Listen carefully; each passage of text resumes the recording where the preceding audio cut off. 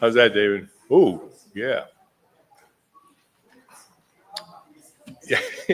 Welcome to Pilgrim Christian Church, the city on the, I mean, the church on the city, church at the city on the hill, with a message to share, right? Okay.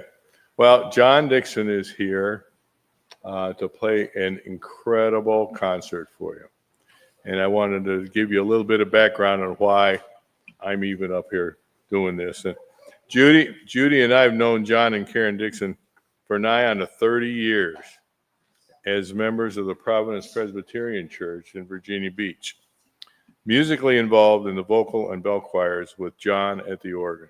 So Judy's got a lot of stories to share about that. We've invited the Dixons here several times, which he graciously accepted, most notably for our 2015 steeple dedication. The most fun part of this story occurred a bit before the event. John was at an organ gathering in the Carolinas, where his Ohio visit came up in a conversation. He was asked where in Ohio he was performing.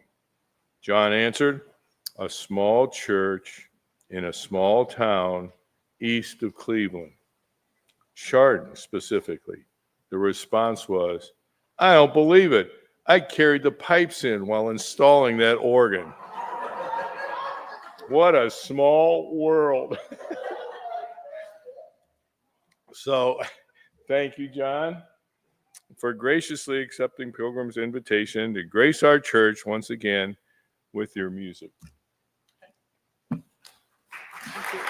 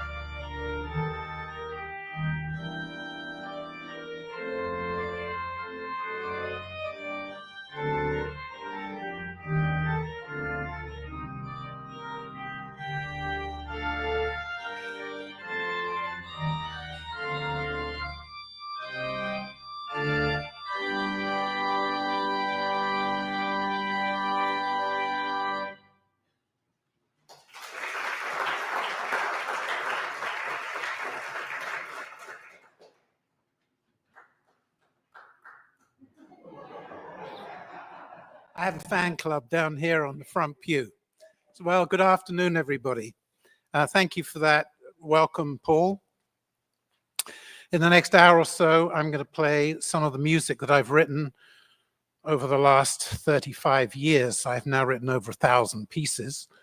And this is my fourth visit here to Pilgrim Christian Church. And I look back over the programs that I played because I didn't want to repeat too much of what I'd played before. And I think I played about 40 different pieces in my 4 visits here. The first visit was in March of 2014.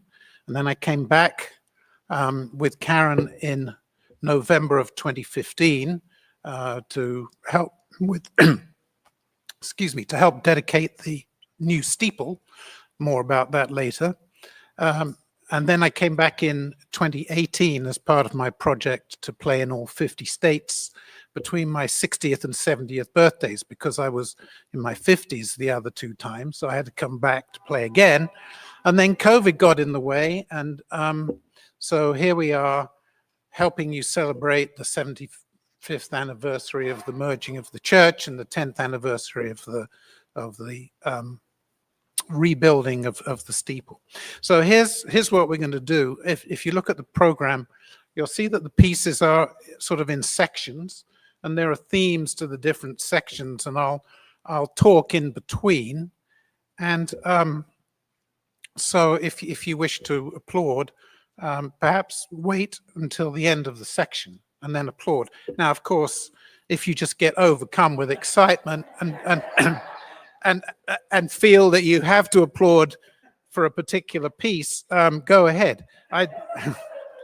I say this because later on in the program, the Shard and Jig is a piece that I wrote for Paul and Judy, and I fully expect that Judy will not be able to control herself. So, let me just say, this organ is a very distinguished organ built by a gentleman named Walter Holtkamp. And I was sitting here practicing yesterday when I got a text from one of my friends in the American Guild of Organists. And he didn't know where I was, and I didn't know where he was, obviously. And he said, well, I'm in Cleveland, and I'm here for the memorial service. He mentioned the name of the lady. Her name is Karen McFarlane. And she was the widow of Walter Holtkamp, who built this organ. So I was sitting here half an hour from that memorial service, and it was just one of those really nice things to think about. And I'd met Karen McFarlane, so it was really nice to think about the fact that I was hard at work on one of the instruments that her husband, who died in, I think, 2018, had built. So I realized that you do know what a gem of an instrument you have here. So I'll do my best to put it through its paces. So the first section of pieces are based in, have roots in my homeland of Britain. So that's actually the United Kingdom. The United Kingdom is England, Scotland, Wales, and Northern Ireland. So we have a piece, the first piece, Gopsal, is a hymn tune that I grew up singing. It might not be familiar to you, but it's a really lovely hymn tune. It was written by Handel, and Handel only wrote 3 hymn tunes. He wrote lots of music that we know, but he only wrote 3 hymn tunes. And so that's the background to that piece. Then there is a Welsh tune by the name of, the Welsh name you see in italics, Gwahoddiad, welcome voice. It was actually written in Iowa by a Methodist minister in 1872, but the Welsh sort of grabbed onto this tune and they gave it a Welsh name. And if you want to take notes, you can write things down on your program and take it home. What I suggest you do is that you put that funny name Gwahoddiad into YouTube along with Royal Albert Hall, and then you'll be able to watch a video of 400 Welshmen singing this tune. And if that doesn't send shivers down your spine, I don't know what will. It's really stunning. So put Gwahoddiad into the YouTube search and Royal Albert Hall, and I think you'll really enjoy it. Whaley Whaley is a Scottish tune, and I'll play a little trio, which means that I have one hand going and another hand going and the feet doing something completely different. So there's lots of scope for a complete train wreck in the middle of that piece. We'll have to see what happens. Now, the final piece, Turlough O'Carolan's Donkey. Everybody wants to know what on earth is that all about. Turlough O'Carolan was a blind, virtuoso Irish harpist who lived from about 1670 to 1738, which means that he was alive at about the same time as Johann Sebastian Bach was making great organ music in Germany. But O'Carolan was over in Ireland, and he really was a rock star of his day. To make a living, he would go and stay with a wealthy family for 6 months, and he would teach harp to the ladies of the house, and he would also butter up the lord of the manor by writing pieces and dedicating them to the lord of the manor. And after 6 months, he'd move on to another family and repeat the process. And somewhere along the way, somebody gave him a donkey as a way to get from one manor house to another manor house. Well, somebody told me it was a horse, but Turlough O'Carolan's horse does not sound nearly as romantic as a piece of music. So in the middle of this piece of music, I try to create the sound of the donkey, which I do using what we call a reed stop. It's the oboe stop, but I play it down very low. And if that reminds you of Eeyore from the Winnie the Pooh movies, then you're really getting the picture. So the tune for that particular piece was dedicated to a gentleman called Lord Inchiquin. So it is actually one of O'Carolan's tunes written in 1681. So you've come to this church today and you're going to hear a tune that was written in 1681, but I hope you'll find it very modern in its treatment. So that's the little sub program from the United Kingdom.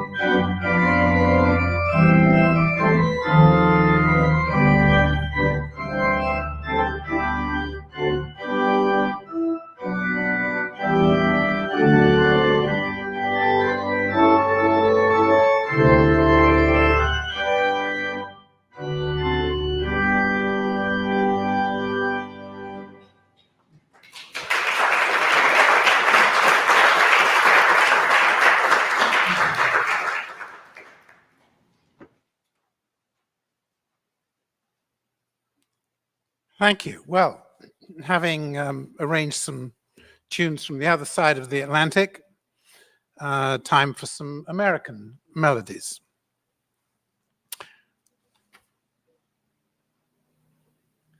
All right. I'm looking at the wrong program here. May I just have a quick look?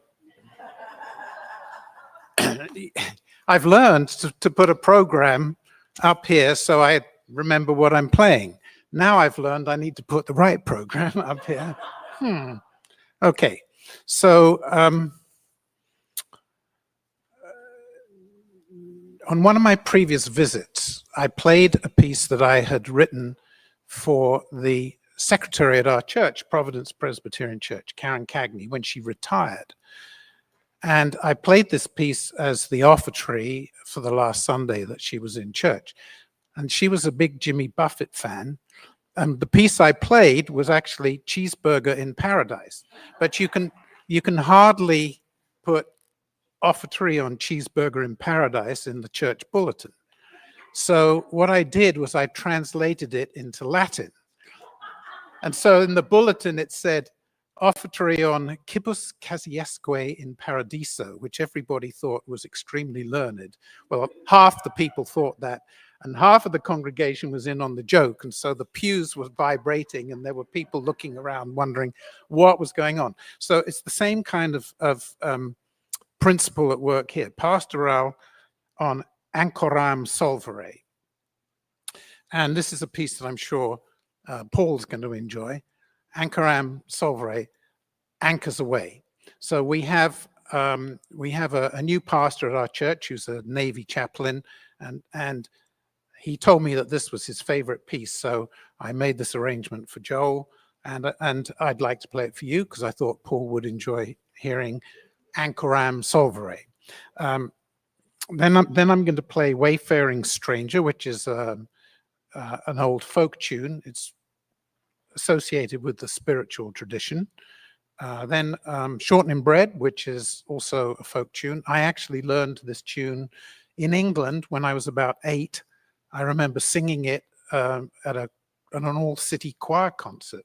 So it's really amazing how these tunes have traveled around the world, even before the internet, when everything is so easily accessible.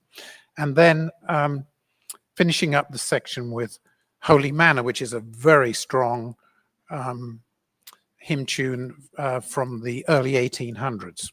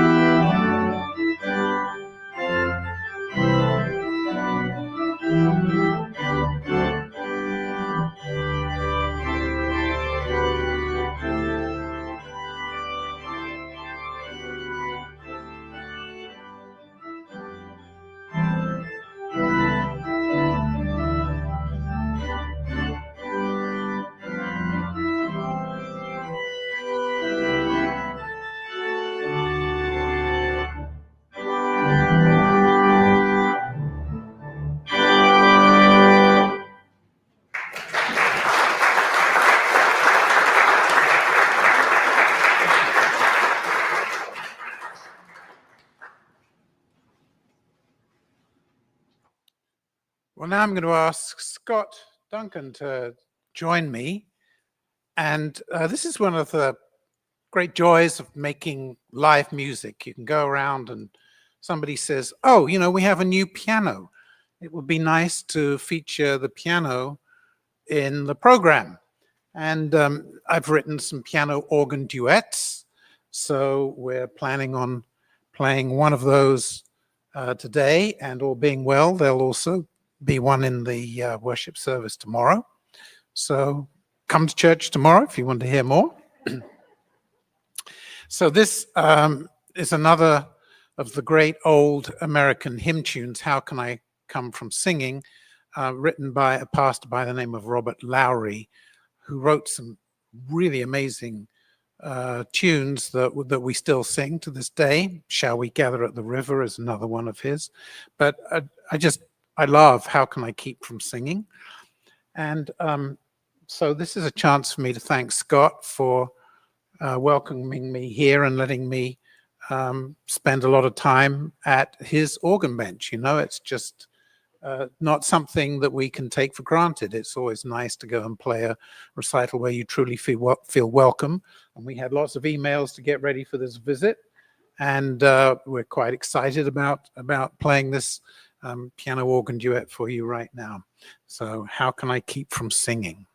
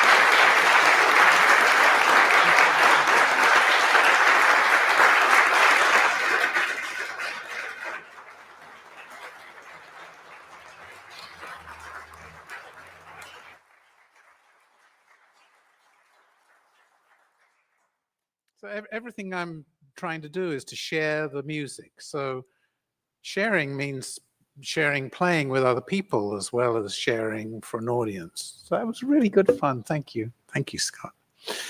All right, a little potpourri now. I think I played the hornpipe. There are some pieces in here that I played for you before. I played the hornpipe in D. This is my most often requested piece. I wrote it in 2012 for the wedding of a young girl that Karen and I had watched, and Judy and Paul had watched grow up in our church. It was Faith McMahon. And she was getting married to a Navy guy, and they asked for a new piece of music for their wedding recessional. And I thought, well, for a Navy couple, how about a hornpipe? So I wrote the hornpipe, and then a couple of years later gave about 1,500 copies away at the National Convention of the American Guild of Organists. So if you can't sell your music, you can always give it away. I think that's what I learned from that experience. But it seems that people really enjoyed playing it, and I've had emails from around the world about this piece, from Perth, for example. That would be Perth, Australia, and Perth, Scotland, and Durban, South Africa. And one Monday, I got an urgent phone call that a bride-to-be in Norway desperately wanted this at her wedding ceremony on Saturday. So thanks to the power of the internet, I sent the score off by email, and as far as I know, this piece was used as a wedding recessional in Norway as well. So it's just traveled around the world. And it's a great pleasure to play it again and share it with you. Now, the aria in D comes from a little suite of 4 movements based on a hymn tune, Darwell's 148th. But it actually sounds like a little bit like a 1970s pop standard. Those of you, some of you might remember A Whiter Shade of Pale, which was a hit for a British band called Procol Harum. And the guy who wrote that and who sang about turning cartwheels on the floor, you remember all the funny words about turning cartwheels on the floor. So he went to high school about 3 miles from my high school in the town where I grew up. And I tell you that because it's just amazing where inspiration comes for different pieces of music. And he himself has said that actually the chord progression really sounds like something that Johann Sebastian Bach would have written 300 years before that. So we're all sort of working in the same area, but I find it really fascinating where the inspiration comes from. And talking about inspiration, the next piece, the Chardon Jig, was inspired by a previous visit here. I think it was actually my first visit in 2014, and dedicated to Paul and Judy, and great pleasure to be here again to play it for you. In fact, I recall that the first time I played it, the Chardon mayor was here and declared that this should really be the Chardon town song. But I don't know if anything actually happened with that. So I'm rather afraid that what you're about to hear is not the Chardon town song, but it's not for lack of trying. And, and so then to finish up this little set, it's the world premiere, which means the first time I played it, which just sounds better to say it's the world premiere. It's the world premiere of the Steeple Fugue, because you are celebrating the 10th anniversary of the rebuilding of your steeple. And I was here 10 years ago as part of that process. So I was thinking, right, I must write a new piece of music that I can play at this recital that's all about the steeple. Now, what can I do for that? So that was kind of a suboptimal line of thinking right there, because it got me into a lot of trouble. I started thinking about the little child's nursery rhyme. Okay, so you know how we do this, right? Here's the church, and here's the steeple.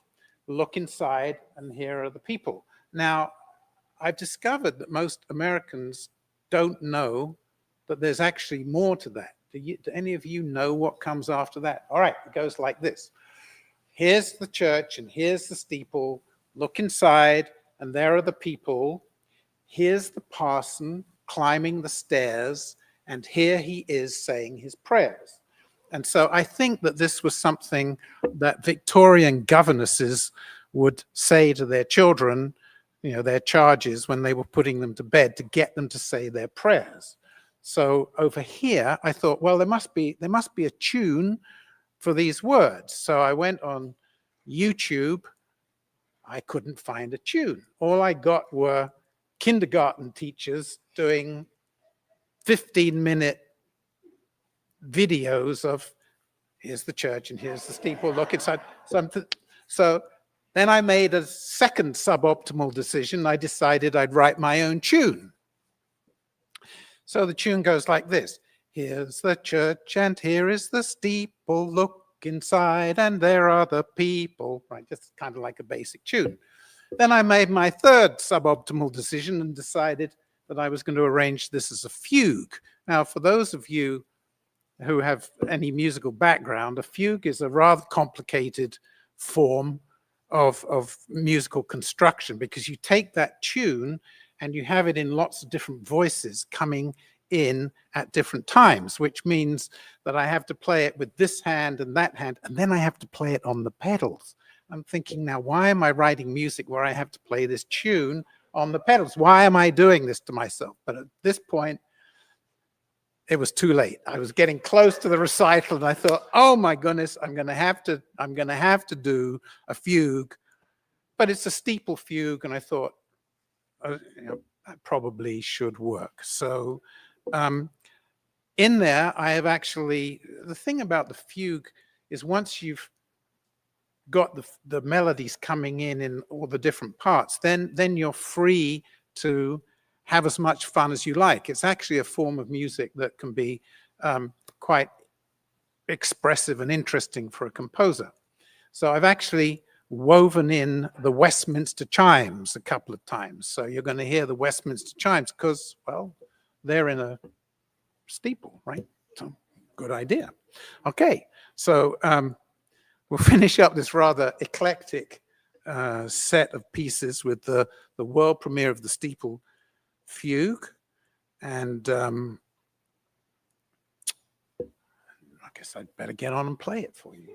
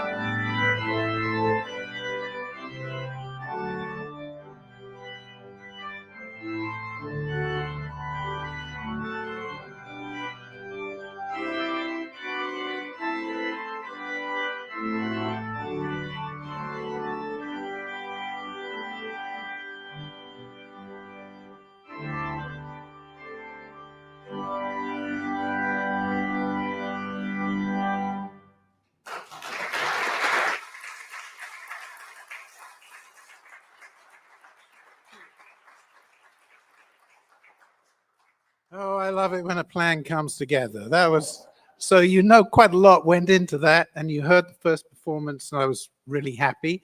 And that's dedicated to Scott with thanks for his help on this visit. So now yes.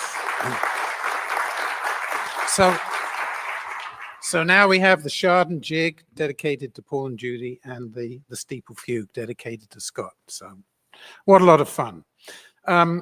So now I'm going to play a set of variations. I decided I really wanted to write a suite of variations to try to show the capability of almost any organ that I was fortunate enough to sit down at to play a recital program.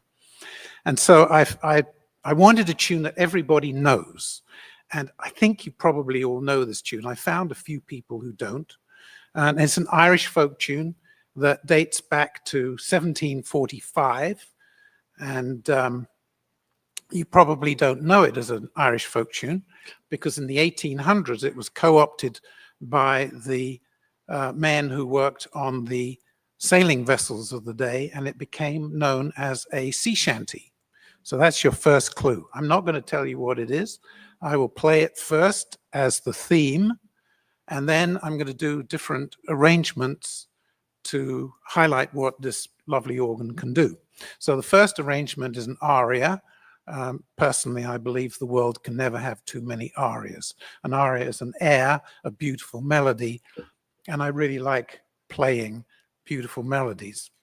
Then I'm going to play a duo, and as you might guess from the word duo, it means that you're only going to hear two notes playing at one time.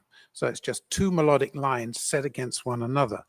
And I'm going to use something that we call a 4-foot stop, which means the pipes are half the length of the normal sounding pipes at concert pitch. And when you cut a pipe in half, the pitch goes up by 1 octave. So for those of you who have any musical background, you'll hear that the sound is an octave higher. For those of you who do not have that training, it sounds higher. So now you are about equal with everybody else in the room. So don't worry about it. So after the duo, I'm going to play an intermezzo. Now, intermezzo is Italian, and it means the bit in the middle. But if you call a movement of a sophisticated organ work the bit in the middle, people are not going to be very impressed. But if you put it into Italian and say, oh, I'm going to play the intermezzo, everybody goes, oh, he's going to play an intermezzo. That's great.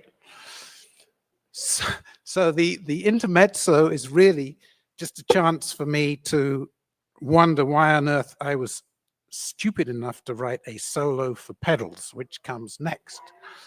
And the reason that I wrote the solo for pedals is I know that all of you like watching me struggle and sweat through playing a pedal solo. So actually, I just am giving you what I know you want. But I have to tell you that this is 55 seconds of sheer terror for me that I hope does not turn into 55 seconds of sheer terror for you. We'll see how it goes. Then we finish up with the finale. And by this time, you're probably wondering, is this guy ever going to stop? This is going on forever. But then you will hear some of the most famous notes ever written for the pipe organ.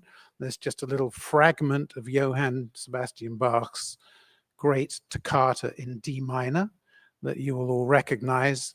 And that signifies that we're really near the end, and then it's sort of like a mad dash to the finish. So the Fantasia on an Irish folk tune, your first task is to figure out what the tune is.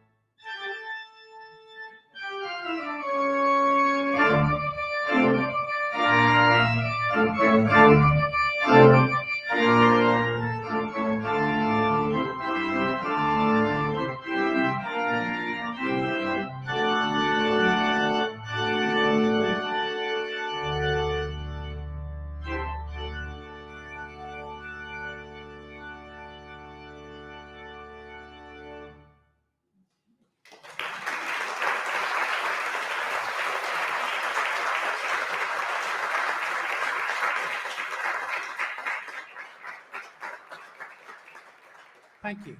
I'm going to conclude with the piece that really started my journey to going around playing recitals for people. I wrote a postlude on America the Beautiful, which I put in the welcome bags for the 2010 convention of the American Guild of Organists, which started in Washington, D.C. on July the 4th. So all the organists, there were about 2,000 people at that convention, and they went home with a copy of this piece of music. And then pretty soon I started hearing that people were playing it, and they started inviting me to go and play recitals such as this. So, but I just love this piece. This is a great country. I'm now an American citizen. It's just gorgeous. Driving, Karen's from Pittsburgh, so we were visiting her father in Pittsburgh, and we drove up here and drove into Chardon. It was just absolutely lovely. And we were in Las Cruces, New Mexico with Judy's sister in February, completely different and just absolutely spectacular. So I don't think we should ever lose sight of what a wonderful country we live in. And this piece just seems to sum it all up.